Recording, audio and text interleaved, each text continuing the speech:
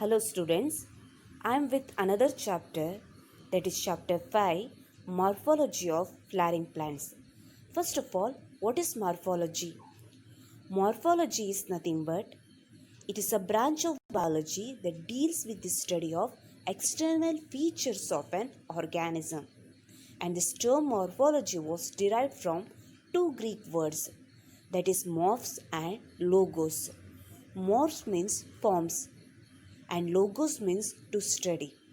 So morphology is a branch of biology that deals with the study of external features of an organism. Then plant morphology is a branch of biology that deals with study of external features of the plants such as root, stem, leaves, flowers, fruits and seeds. ಏನಂತೆ ಈಗ morphology ಅಂತಂದರೆ ಅದು ಬಯಾಲಜಿಯ ಒಂದು branch ಅಂತೆ. Mainly ಯಾವುದನ್ನು deal ಮಾಡುತ್ತಂತೆ, external feature, ಆರ್ಗ್ಯಾನಿಸಮಿನ external ಫೀಚರನ್ನು ಸ್ಟಡಿ ಮಾಡೋದನ್ನು ಮೇಯ್ನಾಗಿ ಡೀಲ್ ಮಾಡುತ್ತಂತೆ. ಈ ಟರ್ಮ್ ಮಾರ್ಫಾಲಜಿನ ಗ್ರೀಕ್ ವರ್ಡ್ಸಿಂದ ಡಿರೈವ್ ಮಾಡಿದ್ದೀವಿ. ಯಾವ್ಯಾವ ವರ್ಡ್ಸ್ ಅಂತೆ ಅವು? ಒಂದು ಮಾರ್ಫ್ಸ್ ಅಂತೆ, ಮತ್ತೊಂದು ಲೋಗೋಸ್. ಮಾರ್ಫ್ಸ್ ಅಂತಂದರೆ ಎಕ್ಸ್ಟರ್ನಲ್ ಫೀಚರ್ಸ್. ಒಂದು ಆರ್ಗ್ಯಾನಿಸಮಿನ ನೋಡಿದಾಗ ನಮಗೆ ಎಕ್ಸ್ಟರ್ನಲ್ಲಿ ಯಾವ್ಯಾವ ಕ್ಯಾರೆಕ್ಟರ್ಸ್ ಕಾಣಿಸುತ್ತಲ್ವ, ಅವನ್ನ ನಾವೇನಂತ ಹೇಳ್ತೀವಿ? ಮಾರ್ಫ್ಸ್ ಅಥವಾ ಫಾರ್ಮ್ಸ್, ಎಕ್ಸ್ಟರ್ನಲ್ ಫೀಚರ್ಸ್ ಅಂತ ಹೇಳ್ತೀವಿ. ಲೋಗೋಸ್ ಅಂದರೆ ನಿಮ್ಗೆ ಗೊತ್ತು, ಟು ಸ್ಟಡಿ. ಸೊ ಈಗ ಪ್ಲ್ಯಾಂಟ್ ಮಾರ್ಫಾಲಜಿ ಅಂತಂದರೆ ಏನಂತೆ? ಪ್ಲ್ಯಾಂಟಿನ ಎಕ್ಸ್ಟರ್ನಲ್ ಫೀಚರ್ಸನ್ನು ಸ್ಟಡಿ ಮಾಡುವಂಥ ಬ್ರ್ಯಾಂಚ್ ಅಂತೆ. ಯಾವುದಪ್ಪ ಪ್ಲ್ಯಾಂಟಿನ ಎಕ್ಸ್ಟರ್ನಲ್ ಫೀಚರ್ಸ್? ಈಗ ನೀವು ಯಾವುದೇ ಪ್ಲ್ಯಾಂಟನ್ನು ಕಿತ್ತು ನೋಡಿದಾಗ ನಿಮ್ಗೆ ಏನು ಕಾಣಿಸುತ್ತೆ? ರೂಟ್ಸ್ ಕಾಣಿಸುತ್ತೆ, ಸ್ಟೆಮ್ ಕಾಣಿಸುತ್ತೆ, ಅದರ ಮೇಲಿರುವಂಥ ಲೀವ್ಸ್, ಫ್ಲವರ್ಸ್ ಆದರೆ ಫ್ಲವರ್ಸ್ ಕಾಣಿಸುತ್ತೆ, ಫ್ರೂಟ್ ಬಂದರೆ ಫ್ರೂಟ್ ಕಾಣಿಸುತ್ತೆ, ಜೊತೆಗೆ ಸೀಡ್ಸನ್ನು ಅಬ್ಸರ್ವ್ ಮಾಡ್ಬೋದು. ಸೊ ಇವಷ್ಟು ಏನಂತ ಹೇಳ್ತೀವಿ? ಪ್ಲ್ಯಾಂಟಿನ ಎಕ್ಸ್ಟರ್ನಲ್ ಫೀಚರ್ಸ್.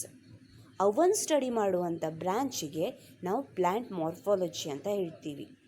ದೆನ್ ಈ ಪ್ಲ್ಯಾಂಟ್ ಮಾರ್ಫಾಲಜಿನ ಯಾಕೆ ಸ್ಟಡಿ ಮಾಡಬೇಕು? What is the significance of this plant morphology? The significance of this plant morphology is identification, classification and nomenclature of a plant. ಏನಂದರೆ ಪ್ಲ್ಯಾಂಟನ್ನು ಐಡೆಂಟಿಫೈ ಮಾಡೋದು, ಗುರುತಿಸೋದು, ಅವನ್ನು ಕ್ಲಾಸಿಫೈ ಮಾಡೋದು, ವಿಂಗಡಣೆ ಮಾಡೋದು, ಜೊತೆಗೆ ನಾಮೆನ್ಕ್ಲೇಚರ್, ಅವಕ್ಕೇನು ಹೆಸರು ಕೊಡುವಂಥದ್ದು. ಇವಷ್ಟು ಯಾವುದರ ಸಿಗ್ನಿಫಿಕೆನ್ಸ್ ಅಂತೆ? ಪ್ಲ್ಯಾಂಟಿನ ಮಾರ್ಫಾಲಜಿ. ಒಂದು ಪ್ಲ್ಯಾಂಟನ್ನು ನೋಡಿ, ಅದರ ಎಕ್ಸ್ಟರ್ನಲ್ ಫೀಚರ್ಸನ್ನು ನೋಡಿ ಪ್ಲ್ಯಾಂಟನ್ನು ಐಡೆಂಟಿಫೈ ಮಾಡ್ಬೋದು, ನಾವು ಅದನ್ನು ಕ್ಲಾಸಿಫೈ ಮಾಡ್ಬೋದು, ಅದಕ್ಕೆ ನೇಮಿಂಗನ್ನು ಕೊಡ್ಬೋದು. This is the significance of plant morphology. So morphology is the study of external form of an organism. The flowering plants are nothing but angiosperms. They are characterized by the presence of root, stems, leaves, flowers and fruits. So study of this root, stem, leaves, flowers and fruit included in plant morphology. Then coming to plant body. The typical plant body consists of a long cylindrical axis. Typical plant body consists of long cylindrical axis which is differentiated into root system and shoot system. So plant body consists of long cylindrical axis which is differentiated into root system and shoot system. Root system is underground part, whereas shoot system is above the ground level. This root system includes roots and its branches, and this shoot system include stem, its branches, buds and leaves. And even in maturity it includes flowers, fruits and seeds. This root, stem and leaves are the vegetative organ of the flowering plants. And at maturity, this flowering plant produces a specialized organ called flowers, fruits and seeds. They are the reproductive organ of the plants. So, ಏನಂತೆ, ಈ ಆಂಜಿಯೋಸ್ಪರ್ಮ್ಸ್ ಅಥವಾ flowering ಪ್ಲ್ಯಾಂಟ್ಸಿನ typical plant ಬಾಡಿನ ನೋಡಿದರೆ ಒಂದು long cylindrical Axis ಅಂತೆ.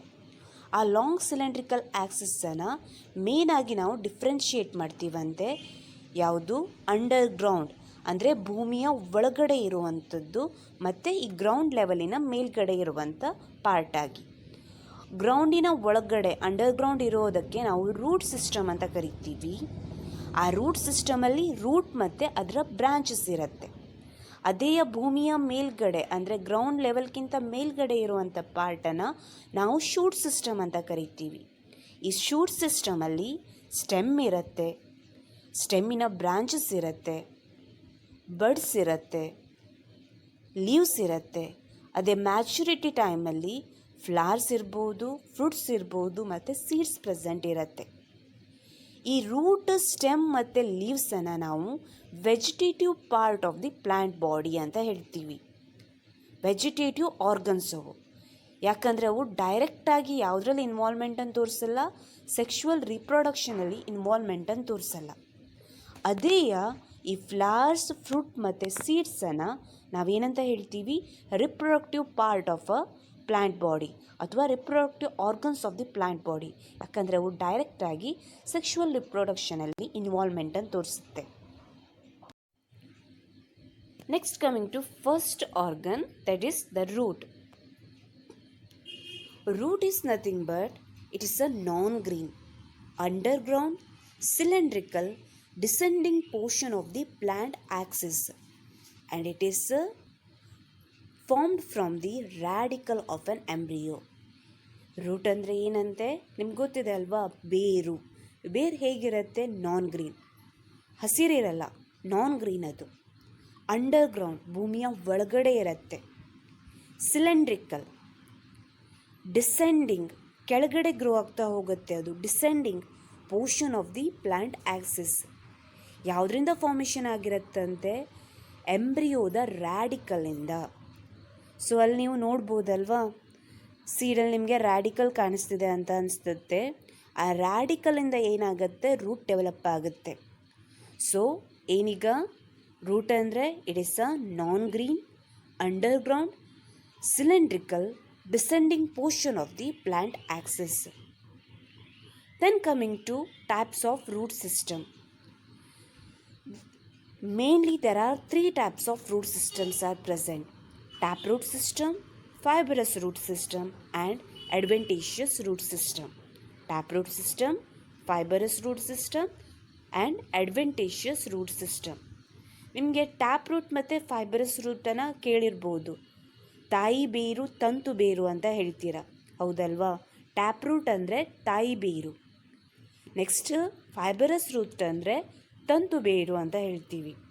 So ಈಗ 3 types of root system ಯಾವ್ಯಾವುದಂತೆ? Tap root system, fibrous root system and adventitious root system.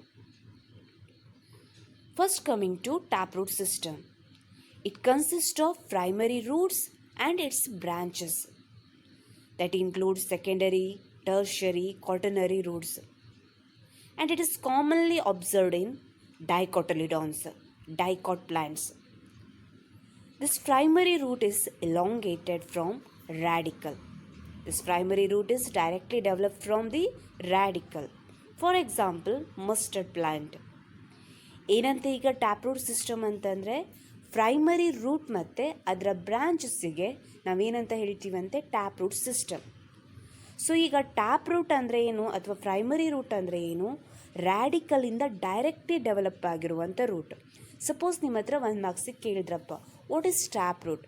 The tap root is one which is directly elongated from the radical.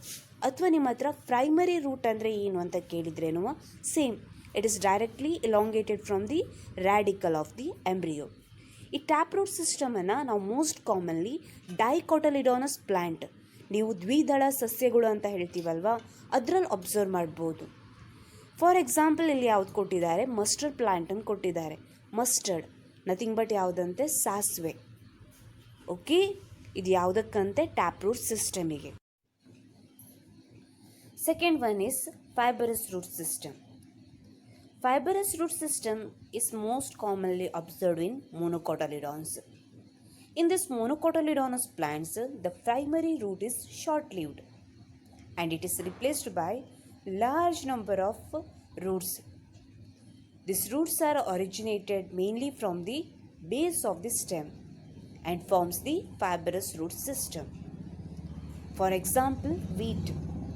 ಏನಂತೆ ಈ ಫೈಬರಸ್ root system ಅಂತಂದರೆ ಈ ಮೊನೊಕಾಟಲಿಡಾನ್ಸ್ ಅಂತ ಹೇಳ್ತೀವಲ್ವ, ಏಕದಳ ಸಸ್ಯ, ಅದರಲ್ಲಿ ಪ್ರೈಮರಿ ರೂಟ್ ಏನಿದೆ ಅಲ್ವಾ ಅದು ಶಾರ್ಟ್ ಲಿವ್ಡ್ ಅಂತೆ, ಬೇಗ ಏನಾಗುತ್ತಂತೆ ಸತ್ತೋಗ್ಬಿಡತ್ತಂತೆ. ಆ ರೂಟನ್ನು ರಿಪ್ಲೇಸ್ ಮಾಡೋದಕ್ಕೆ ಕ್ಲಸ್ಟರ್ ಆಫ್ ರೂಟ್ಸ್ ಎಲ್ಲಿಂದ ಸ್ಟೆಮ್ಮಿನ ಬೇಸಿಂದ ಆರಿಜಿನೇಟ್ ಆಗುತ್ತಂತೆ. ಅದನ್ನೇ ನಾವೇನಂತ ಹೇಳ್ತೀವಿ, ಫೈಬರಸ್ ರೂಟ್ ಸಿಸ್ಟಮ್ ಅಂತ ಕರಿತೀವಿ. ಇಲ್ಲಿ ಎಕ್ಸಾಂಪಲ್ ಯಾವ್ದು ಕೊಟ್ಟಿದ್ದಾರೆ, ವೀಟ್, ಗೋಧಿನ ಕೊಟ್ಟಿದ್ದಾರೆ.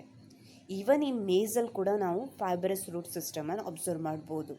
ಇದು ಕಾಮನ್ ಆಗಿ ಯಾವುದ್ರಲ್ಲಂತೆ ಮೊನೊಕಾಟಲಿಡಾನ್ಸಲ್ಲಿ, ಏಕದಳ ಸಸ್ಯದಲ್ಲಿ ನಾವು ಇದನ್ನು ಅಬ್ಸರ್ವ್ ಮಾಡ್ಬೋದು.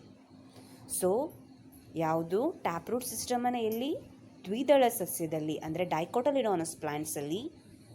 ಇದನ್ನು ಫೈಬರಸ್ ರೂಟ್ ಸಿಸ್ಟಮನ್ನು ಮೋಸ್ಟ್ ಕಾಮನ್ಲಿ ಮೊನೊಕಾಟಲಿಡಾನಸ್ ಪ್ಲಾಂಟ್ಸಲ್ಲಿ ಅಬ್ಸರ್ವ್ ಮಾಡ್ಬೋದು. ನೆಕ್ಸ್ಟ್ ಯಾವುದಂತೆ adventitious root system. Adventitious root system is nothing but roots are arise from any part of the plant other than the radical. ಪ್ಲ್ಯಾಂಟಿನ ಯಾವುದೇ ಪಾರ್ಟಿಂದ ರೂಟ್ ಡೆವಲಪ್ ಆಗ್ಬೋದಂತೆ other than the radical. ರ್ಯಾಡಿಕಲಿಂದ ಬಿಟ್ಟು ಬೇರೆ ಯಾವ ಪಾರ್ಟಿಂದನೂ ರೂಟ್ ಡೆವಲಪ್ ಆದರೆ ಅವನ್ನ ನಾವೇನಂತ ಹೇಳ್ತೀವಿ, ಅಡ್ವೆಂಟಿಷಿಯಸ್ ರೂಟ್ ಸಿಸ್ಟಮ್ ಅಂತ ಹೇಳ್ತೀವಿ. For example grass, monstera and banyan tree. ನಿಮಗಿಲ್ಲಿ ಮಾನ್ಸ್ಟೆರಾದ ಅಡ್ವೆಂಟಿಷಿಯಸ್ ರೂಟನ್ನು ನೀವು ಅಬ್ಸರ್ವ್ ಮಾಡ್ಬೋದು. ನೋಡಿ, ಅದರ ಸ್ಟೆಮ್ಮಿನ ಮೇಲ್ಗಡೆ ಏನಾಗಿದೆ, ರೂಟ್ಸ್ ಡೆವಲಪ್ ಆಗಿದೆ. ಅದು ಮಾನ್ಸ್ಟೆರಾ ಗ್ರಾಸ್. ಅದು ಈ ಸೈಡಲ್ಲಿ ನೀವು ಬ್ಯಾನಿಯನ್ ಟ್ರೀ, ಆಲದ ಮರನ ಅಬ್ಸರ್ವ್ ಮಾಡ್ಬೋದು.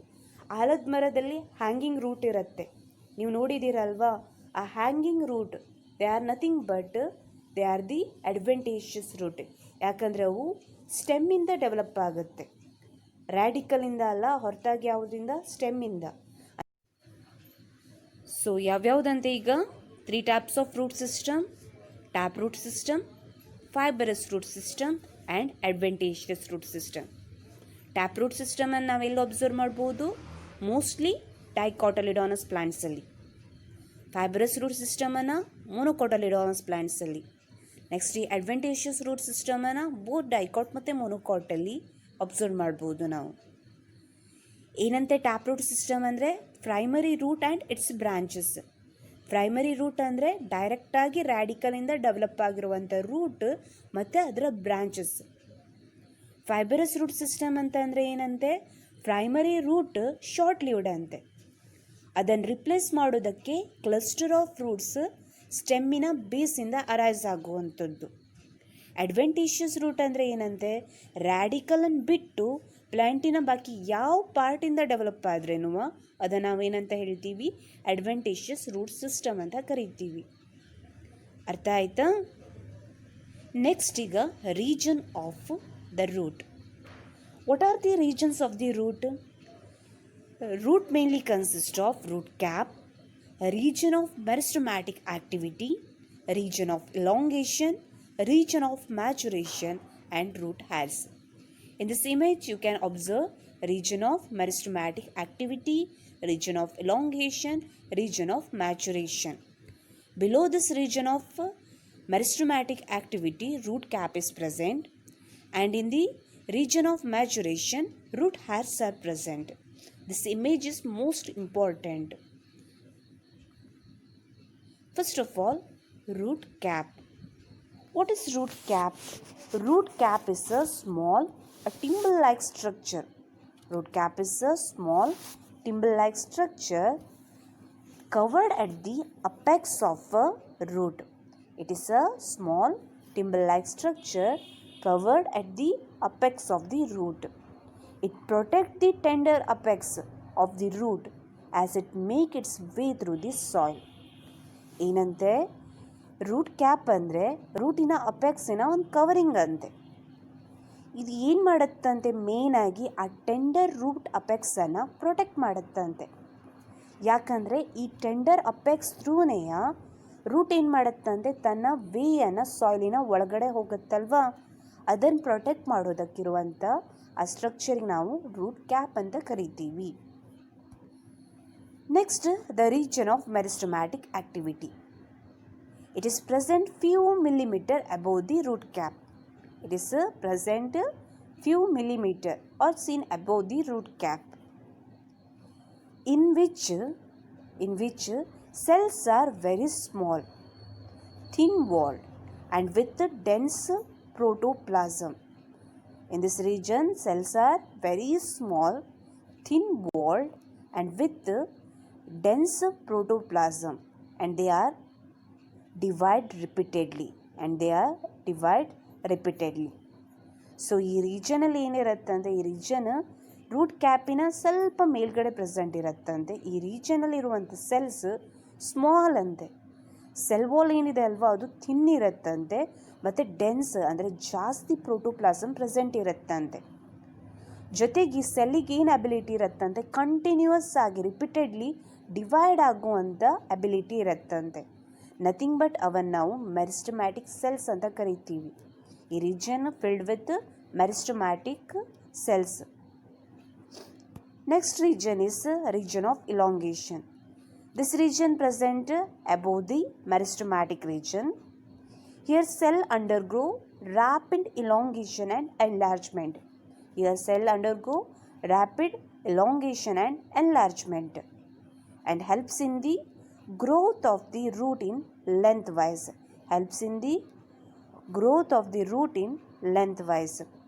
So ನೆನ್ಪಿಟ್ಕೊಳ್ಳಿ, this is the region responsible for the growth of the root in length.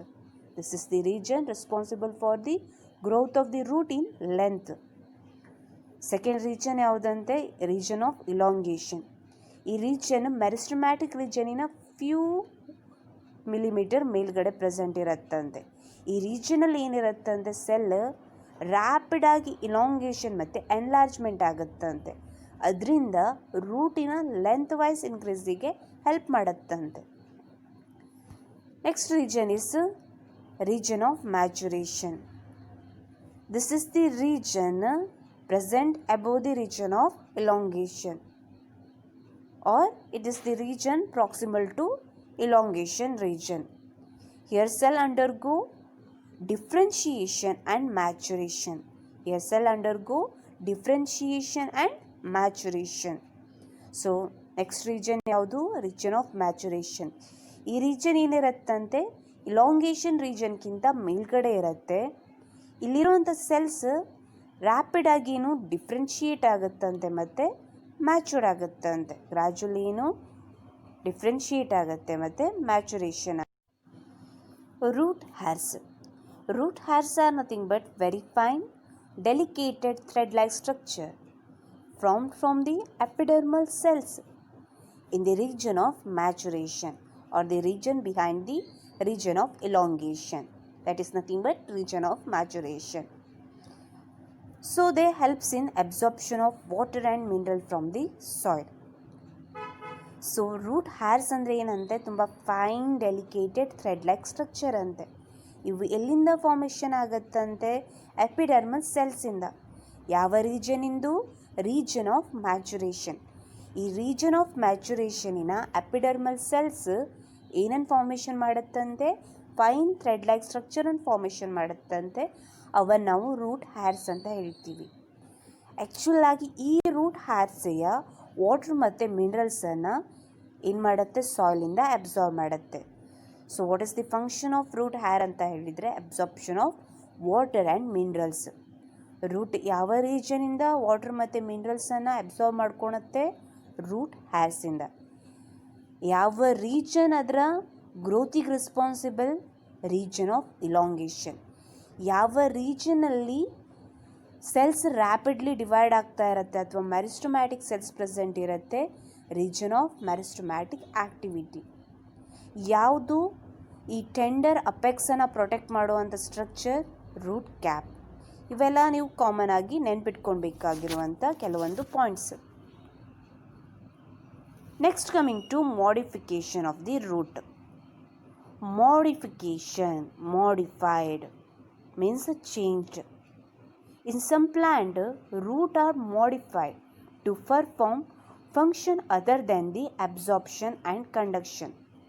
In some plant, roots are modified to perform function other than absorption and conduction. For example, swollen roots for food storage, prop roots, stilt roots, nematophores, etc. First, coming to swollen roots for food storage. For example, taproot of carrot, turnips, and adventitious roots of sweet potato. So ಏನಂತ ಈಗ modification ಅಂತಂದರೆ ಕೆಲವೊಂದು ಪ್ಲ್ಯಾಂಟಲ್ಲಿ root ಏನಾಗುತ್ತಂತೆ change ಆಗಿಬಿಡತ್ತಂತೆ. ಅವು ಏನು ಮಾಡುತ್ತಂತೆ, ಈ absorption ಮತ್ತು conduction ಬಿಟ್ಟು ಬೇರೆ ಫಂಕ್ಷನನ್ನು ಕ್ಯಾರಿಔಟ್ ಮಾಡುತ್ತಂತೆ. ಯಾವುದಪ್ಪ, ಲೈಕ್ ಫುಡ್ ಸ್ಟೋರೇಜ್ ಇರ್ಬೋದು, ಸಪೋರ್ಟ್ ಕೊಡುವಂಥದ್ದು ಇರ್ಬೋದು, ಅಥವಾ ರೆಸ್ಪಿರೇಷನಿಗೆ ಹೆಲ್ಪ್ ಮಾಡುವಂಥದ್ದು, ಇವೆಲ್ಲ ಫಂಕ್ಷನ್ ಮಾಡುತ್ತಂತೆ. ನಿಮ್ಗೆ ಗೊತ್ತಲ್ವಾ, ರೂಟಿನ ಮೇನ್ ಫಂಕ್ಷನ್ ಏನು? ವಾಟರ್ ಮತ್ತು ಮಿನರಲ್ಸನ್ನು ಅಬ್ಸಾರ್ಬ್ ಮಾಡಿ ಅವನ್ನು ಕಂಡಕ್ಟ್ ಮಾಡುವಂಥದ್ದು. ಅದನ್ನು ಬಿಟ್ಟು ಬೇರೆ ಫಂಕ್ಷನಿಗೋಸ್ಕರ ರೂಟ್ ತನ್ನ ಸ್ಟ್ರಕ್ಚರನ್ನು, ಸೈಜನ್ನು ಚೇಂಜ್ ಮಾಡ್ಕೊಳ್ತು ಅಂದರೆ ನಾವು ಅದನ್ನು ಏನಂತ ಹೇಳ್ತೀವಿ? Root modification. ಯಾವ್ಯಾವ ಪರ್ಪಸಿಗೆ ಮಾಡುತ್ತೆ ಅದು? ಫುಡ್ ಸ್ಟೋರೇಜಿಗೆ ಮಾಡ್ಬೋದು, ಸಪೋರ್ಟಿಗೆ ಮಾಡ್ಬೋದು, ಈವನ್ ರೆಸ್ಪಿರೇಷನಿಗೆ ಮಾಡ್ಬೋದು, ನೈಟ್ರೋಜನ್ ಫಿಕ್ಸೇಷನಿಗೆ ಮಾಡ್ಕೊಳ್ಬೋದು. ಈಗ ಫಸ್ಟ್ ಆಫ್ ಆಲ್ ಬಂದರೆ swollen roots for food storage. ಯಾವುದಪ್ಪ ಎಕ್ಸಾಂಪಲ್? ನೀವು ಕ್ಯಾರೆಟ್ ನೋಡಿದ್ದೀರ, ರ್ಯಾಡಿಶ್ ನೋಡಿರ್ತೀರ, ಟರ್ನಿಪ್, ಬೀಟ್ರೂಟನ್ನು ನೋಡಿರ್ತೀರ. ಅಬ್ಸರ್ವ್ ಮಾಡಿದ್ದೀರಾ? ಕ್ಯಾರೆಟ್, ರ್ಯಾಡಿಶ್ ಅಂದರೆ ಮೂಲಂಗಿ. ನೆಕ್ಸ್ಟ್ ಟರ್ನಿಪ್ ಅಂತಂದರೆ ನೀವು ನವಿಲ್ಕೋಲ್ ಅಥವಾ ನವಿಲ್ಕೋಸ್ ಅಂತ ಹೇಳ್ತೀರಲ್ವಾ. ಬೀಟ್ರೂಟ್ ನಿಮ್ಗೆ ಗೊತ್ತು, ಬೀಟ್ರೂಟ್ ಅಂತಲೇ ಹೇಳ್ತೀವಿ. ಇದರಲ್ಲೆಲ್ಲ ಏನಾಗುತ್ತಂತೆ, ಟ್ಯಾಪ್ ರೂಟ್. ಯಾವ ರೂಟ್ ಡೈರೆಕ್ಟ್ಲಿ ರ್ಯಾಡಿಕಲಿಂದ ಫಾರ್ಮೇಷನ್ ಆಗುತ್ತಲ್ವಾ, ಆ ಟ್ಯಾಪ್ ರೂಟ್ ಏನಾಗಿರುತ್ತಂತೆ, ಸ್ವೋಲನ್ ಆಗಿರುತ್ತಂತೆ, ಉಪ್ಕೊಂಡಿರತ್ತಂತೆ. ಅವನ್ನ ನಾವೇನಂತ ಹೇಳ್ತೀವಿ? Swollen roots of carrot, turnip or beetroot, radish etcetera. They help in the storage of food. ಅವು ಸ್ಟೋರೇಜ್ ರೂಟ್ಸ್ ಅಂತೆ. ಅದೇ ಈ ಸ್ವೀಟ್ ಪೊಟ್ಯಾಟೊ, ಗೆಣಸು ಅಂತ ಹೇಳ್ತೀವಲ್ವಾ, ಈ ಗೆಣಸಲ್ಲೂ ಕೂಡ ಏನಿರುತ್ತಂತೆ, ಸ್ಟೋರೇಜ್ ರೂಟ್ ಇರುತ್ತಂತೆ. ಬಟ್ ಅದು ಮಾಡಿಫೈಡ್ ಅಡ್ವೆಂಟಿಷಿಯಸ್ ರೂಟ್ ಅಂತೆ. ಆ ರೂಟ್ ಏನಂತೆ? Adventitious root. ನೆನ್ಪಿಟ್ಕೊಳ್ತೀರಾ ಅಂತ ಅಂದ್ಕೊಳ್ತೀನಿ. ಕ್ಯಾರೆಟಲ್ಲಿ, ಟರ್ನಿಪ್ಪಲ್ಲಿ, ಈವನ್ ರ್ಯಾಡಿಶ್ ಮತ್ತು ಬೀಟ್ರೂಟಲ್ಲಿ ಟ್ಯಾಪ್ ರೂಟ್ ಮಾಡಿಫೈಡ್ ಆಗಿರುತ್ತೆ. ಅದೇ ಸ್ವೀಟ್ ಪೊಟ್ಯಾಟೋದಲ್ಲಾದರೆ ಅಡ್ವೆಂಟಿಷಿಯಸ್ ರೂಟ್. ಈ ಕ್ಯಾರೆಟ್, ಟರ್ನಿಪ್, ಬೀಟ್ರೂಟ್ ಮತ್ತು ರ್ಯಾಡಿಶಲ್ಲಿ ಈ ಟ್ಯಾಪ್ ರೂಟ್ ಏನಾದರೂ ಮಾಡಿಫೈಡ್ ಆಗಿ ಡೆಫಿನೇಟ್ ಶೇಪನ್ನು ತೊಗೊಂಡಿರುತ್ತೆ. ಬಟ್ ಈ ಸ್ವೀಟ್ ಪೊಟ್ಯಾಟೋದಲ್ಲಿ ಅಡ್ವೆಂಟಿಷಿಯಸ್ ರೂಟ್ ಇರ್ರೆಗ್ಯುಲರ್ಲಿ ಏನಾಗಿರುತ್ತಂತೆ, ಸೋಲನ್. ಅದನ್ನು ನಾವು ಟ್ಯೂಬರಸ್ ರೂಟ್ ಅಂತ ಹೇಳ್ತೀವಿ. Next prop roots. ಈ ಪ್ರಾಪ್ ರೂಟ್ ಮೇನ್ ಫಂಕ್ಷನ್ ಏನಂತೆ, it helps in the support, providing support. ಇಲ್ಲಿ ಕಾಣಿಸ್ತಿದೆ ಅಲ್ವಾ, hanging structure that supports the banyan tree. ಈ ಆಲದ ಮರದಲ್ಲಿ ಹ್ಯಾಂಗಿಂಗ್ ರೂಟ್ಸ್ ಇರುತ್ತಲ್ವ, ಅವನ್ನು ನಾವು ಪ್ರಾಪ್ ರೂಟ್ಸ್ ಅಂತ ಕರಿತೀವಿ. ಈ ಪ್ರಾಪ್ ರೂಟಿನ ಮೇನ್ ಫಂಕ್ಷನ್ ಏನಂತೆ, ಸಪೋರ್ಟ್ ಕೊಡುತ್ತಂತೆ. ಸ್ಟಿಲ್ಟ್ ರೂಟ್, ಇವು ಕೂಡ supporting roots. The supporting roots coming from the lower nodal region of the stem. For example maize, sugarcane etcetera. Stilt root ಅಂದರೆ ಏನಂತೆ, ಸಪೋರ್ಟಿಂಗ್ ರೂಟ್ ಅಂತೆ. ಇವು ಕೂಡ ಸಪೋರ್ಟಿಗೋಸ್ಕರ, ಗೊತ್ತಾಯ್ತಾ? ಈ ಕೆಲವೊಂದು ಪ್ಲ್ಯಾಂಟಲ್ಲಿ ಅಂದರೆ ಈ ಮೇಝಲ್ಲಿ, ಶುಗರ್ ಕೇನಲ್ಲಿ ಪ್ಲ್ಯಾಂಟಿಗೆ ಅಡಿಷ್ನಲ್ ಸಪೋರ್ಟ್ ಕೊಡೋದಕ್ಕೋಸ್ಕರ ಲೋವರ್ ನೋಡಲ್ ರೀಜನಿಂದ, ಸ್ಟೆಮ್ಮಿನ ಲೋವರ್ ನೋಡಲ್ ರೀಜನಿಂದ ಅಡಿಷ್ನಲ್ ರೂಟ್ ಏನು ಡೆವಲಪ್ ಆಗುತ್ತಲ್ವ, ಅವನ್ನು ನಾವು ಸ್ಟಿಲ್ಟ್ ರೂಟ್ ಅಂತ ಕರಿತೀವಿ. ಮೇಸ್ ಗೊತ್ತಿದೆ ಅಂತ ಅಂದ್ಕೊಳ್ತೀನಿ. ಕಾರ್ನ್ ಅಂತ ಹೇಳ್ತೀರಲ್ವ ನೀವು, ಮೆಕ್ಕೆಜೋಳ, ಶುಗರ್ ಕೇನ್, ಕಬ್ಬು, ಇವುಗಳಲ್ಲೆಲ್ಲ ಏನಿರುತ್ತಂತೆ, ಸ್ಟಿಲ್ಟ್ ರೂಟ್. ಅಲ್ಲಿ ನೀವು ಅಬ್ಸರ್ವ್ ಮಾಡ್ಬೋದಲ್ವಾ, ಮೇನ್ ರೂಟ್ ಕೆಳಗಡೆ ಇದೆ, ಫೈಬ್ರಸ್ ರೂಟ್. ಇವು ಮೇಲ್ಗಡೆ ಲೋವರ್ ನೋಡಲ್ ರೀಜನಿಂದ ಅರೈಸ್ ಆಗಿರುವಂಥ stilt roots. Pneumatophores, the roots that come out of the ground and grow vertically upward to get oxygen from respiration. For example, rhizophora growing in swampy area. Pneumatophores, usually ಈ ನೆಮೆಟೋಫೋರ್ಸನ್ನು ನಾವು breathing roots ಅಂತ ಹೇಳ್ತೀವಿ. ಈ ಮಾರ್ಷಿ water locked area ಅಂತ ಹೇಳ್ತೀವಲ್ವಾ, ಈ ಮಾರ್ಷಿ water locked ಏರಿಯಾದಲ್ಲಿ ಸಾಲ್ಟಿನ concentration ಏನಿರುತ್ತಂತೆ ಜಾಸ್ತಿ ಇರುತ್ತೆ, ಆಕ್ಸಿಜನಿನ ಕಾನ್ಸಂಟ್ರೇಷನ್ ಏನಾಗಿರುತ್ತಂತೆ ತುಂಬ ಕಮ್ಮಿ ಇರುತ್ತೆ. ಅದಕ್ಕೋಸ್ಕರ ಅಲ್ಲಿ ಗ್ರೋ ಆಗುವಂಥ ಕೆಲವೊಂದು ಪ್ಲ್ಯಾಂಟ್ ಏನು ಮಾಡುತ್ತಂತೆ, ಮೇನ್ ರೂಟಿಂದ ವರ್ಟಿಕಲಿ ಬ್ರಾಂಚಸನ್ನು ಡೆವಲಪ್ ಮಾಡುತ್ತಂತೆ, ಅಪ್ವರ್ಡ್ ಬ್ರಾಂಚಸನ್ನು ಮೇಲ್ಗಡೆ ಗ್ರೋ ಆಗುವಂಥ ರೂಟನ್ನು ಡೆವಲಪ್ ಮಾಡುತ್ತಂತೆ. ಈ ರೂಟ್ ಏನು ಮಾಡುತ್ತಂತೆ, ಅಟ್ಮಾಸ್ಫಿಯರಲ್ಲಿರುವಂಥ ಆಕ್ಸಿಜನನ್ನು ಅಬ್ಸಾರ್ಬ್ ಮಾಡಿ ರೆಸ್ಪಿರೇಷನಿಗೆ ಹೆಲ್ಪ್ ಮಾಡುತ್ತಂತೆ. ಅಂಥ ರೂಟಿಗೆ ನಾವೇನಂತ ಹೇಳ್ತೀವಿ, ನೆಮೆಟೋಫೋರ್ಸ್ ಅಂತ ಹೇಳ್ತೀವಿ. ಇಲ್ಲಿ ಅಬ್ಸರ್ವ್ ಮಾಡ್ಬೋದಲ್ವಾ, ಈ ರೈಸೋಫೋರಾ ಅಂದರೆ nothing but it is a mangrove plant. ನೀವು ಕಂಡ್ಲಾ ಫಾರೆಸ್ಟ್ ಅಂತ ಕೇಳಿರ್ತೀರ ಅಲ್ವಾ, ಈ ಕಂಡ್ಲಾ ಫಾರೆಸ್ಟಲ್ಲಿ ನಾವೇನನ್ನು ಅಬ್ಸರ್ವ್ ಮಾಡ್ಬೋದು, ಈ ನೆಮೆಟೋಫೋರ್ಸನ್ನು. ಸೊ ನಾವೀಗ ಕೋಸ್ಟಲ್ ಏರಿಯಾದಲ್ಲೇ ಇರೋದಕ್ಕೋಸ್ಕರ ಯೂಶ್ವಲಿ ನಾವೇನನ್ನು ಈಸಿಲಿ ಈ ನೆಮೆಟೋಫೋರ್ಸನ್ನು ಅಬ್ಸರ್ವ್ ಮಾಡ್ಬೋದು. ಬೋತ್ ಇಲ್ಲಿಂದ ಕುಮಟಾ ಸೈಡಿಗೆ ಹೋಗಬೇಕಾದ್ರೇನು ನೀವು ಅಬ್ಸರ್ವ್ ಮಾಡ್ಬೋದು, ಅಥವಾ ಕಾಸರಗೋಡು ಇಕೋ ಬೀಚಿನ ಈ ಸೈಡಲ್ಲಿ ಕೂಡ ಯಾವುದನ್ನು ನೀವು ಅಬ್ಸರ್ವ್ ಮಾಡ್ಬೋದು, ಈ ನೆಮೆಟೋಫೋರ್ಸನ್ನು ಈಸಿಲಿ ಅಬ್ಸರ್ವ್ ಮಾಡ್ಬೋದು.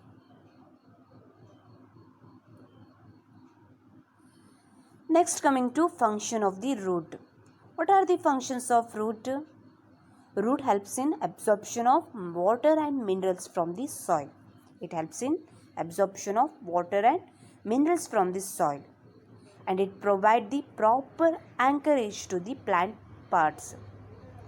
It helps in storage of reserve food material and also helps in synthesis of plant growth regulators. ಏನೇನಂತೆ ಈಗ ಫಂಕ್ಷನ್, ವಾಟರ್ ಮತ್ತು ಮಿನರಲ್ಸನ್ನು ಅಬ್ಸರ್ವ್ ಮಾಡೋದಕ್ಕೆ ಹೆಲ್ಪ್ ಮಾಡುತ್ತಂತೆ ಸಾಯಿಲಿಂದ. ಪ್ಲ್ಯಾಂಟಿಗೆ ಏನು ಮಾಡುತ್ತಂತೆ, ಪ್ರಾಪರ್ ಆ್ಯಂಕರೇಜ್ ಸಪೋರ್ಟ್ ಕೊಡುತ್ತಂತೆ ಪ್ಲ್ಯಾಂಟ್ ಪಾರ್ಟ್ಸಿಗೆ. ನೆಕ್ಸ್ಟ್ ಫುಡ್ ಮೆಟೀರಿಯಲನ್ನು, ರಿಸರ್ವ್ ಫುಡ್ ಮೆಟೀರಿಯಲನ್ನು ಸ್ಟೋರ್ ಮಾಡ್ಕೊಳೋದಕ್ಕೆ ಹೆಲ್ಪ್ ಮಾಡುತ್ತಂತೆ. ಜೊತೆಗೆ ಪ್ಲ್ಯಾಂಟ್ ಗ್ರೋತ್ ರೆಗ್ಯುಲೇಟರ್ಸನ್ನು ಸಿಂಥಸೈಸ್ ಮಾಡೋದಕ್ಕೆ ಕೂಡ help ಮಾಡುತ್ತಂತೆ.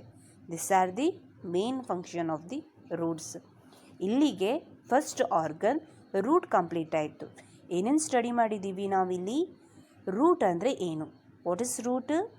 Root is a non-green, underground, cylindrical, descending portion of the plant axis. ಹೌದಲ್ವಾ?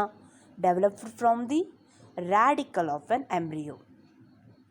Mainly there are 3 types of root system: taproot system, fibrous root system, and adventitious root system. What is taproot system? Primary root and its branches. What is primary root? The root which is directly developed from the radicle of an embryo. This taproot system is commonly observed in dicotyledonous plants. Example, mustard plant. Second one is fibrous root system. In monocotyledonous plants, the primary root is short-lived. It is replaced by cluster of root at the base of the stem. Such roots are called as fibrous roots, and it is commonly observed in monocotyledonous plants. Example, wheat, maize, sugarcane, etc. Next coming to adventitious root system. The root which is developed from any part of the plant other than the radicle. For example, monstera grass, prop root of banyan tree, stilt root of maize, sugarcane, etc. Next coming to the region of the root.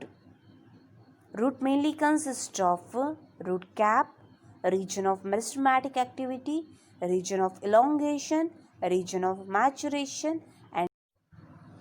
and root hairs. Root cap is nothing but it's a small structure which covers the apex of the root, helps in the production of that root apex. Second, region of meristematic activity, which is present above the root cap, which consists of meristematic cell.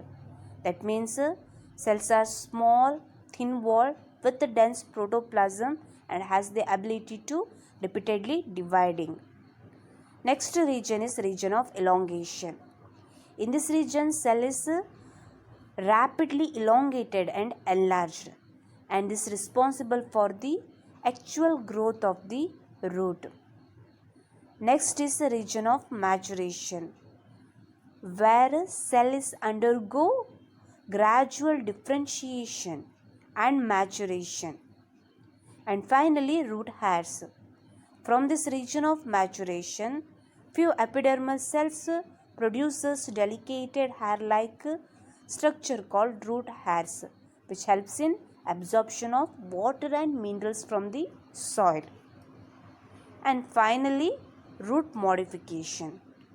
Root modification is nothing but root change its shape and size to perform function other than the absorption and conduction, such as storage, mechanical support for providing mechanical support, for respiration, for nitrogen fixation, etc. For storage, roots are modified taproot of carrot, turnip, and modified adventitious root of sweet potato. Next, prop root. It is a supporting root of banyan tree. Stilt root. It is a supporting root of maize and sugar cane, which is developed from the lower nodal region to provide additional support. Next, the nematophores or breathing roots, which is helps in absorption of oxygen from the atmosphere, and they are grow vertically upward direction, usually develops from the plant grow in marshy waterlogged area, for example rhizophora or mangrove plant. ಕೇಳ್ತಾರೆ ಒಂದು ಮಾರ್ಕ್ಸಿಗೆ ಅಥವಾ 2 ಮಾರ್ಕ್ಸಿಗೆ. What is the root modification present in banyan tree? ಯಾವುದಂತೆ? Prop root. ಅದೇ sweet ಪೊಟ್ಯಾಟೋದಲ್ಲಾದರೆ storage root, ಕ್ಯಾರೆಟಲ್ಲಾದರೆ again storage root, ಟರ್ನಿಪಲ್ಲಾದರೆ ಸ್ಟೋರೇಜ್ ರೂಟ್. ನೆನ್ಪಿಟ್ಕೊಳ್ಳಿ. ಅದೇ ರೈಸೋಫೋರಾದಲ್ಲಾದರೆ ಯಾವುದು? ನೆಮೆಟೋಫೋರ್ಸ್. ನೆನ್ಪಿಟ್ಕೊಳ್ತೀರಾ ಅಂತ ಅಂದ್ಕೊಳ್ತೀನಿ. ಫೈನಲ್ ಆಗಿ ಫಂಕ್ಷನ್ ಆಫ್ ದಿ ರೂಟ್ಸ್ ಏನಂತೆ? Absorption of water and minerals from the soil, providing proper anchorage to the plant body. Next, helps in storage of reserve food material and helps in synthesizing plant growth regulators. So I am winding up this video here itself. Today's class we have studied about what is morphology, what is plant morphology, what is the significance of this plant morphology, then the typical plant body, which are the vegetative parts, which are the reproductive parts of the flowering plants. Later we discussed about the root. So thank you one and all.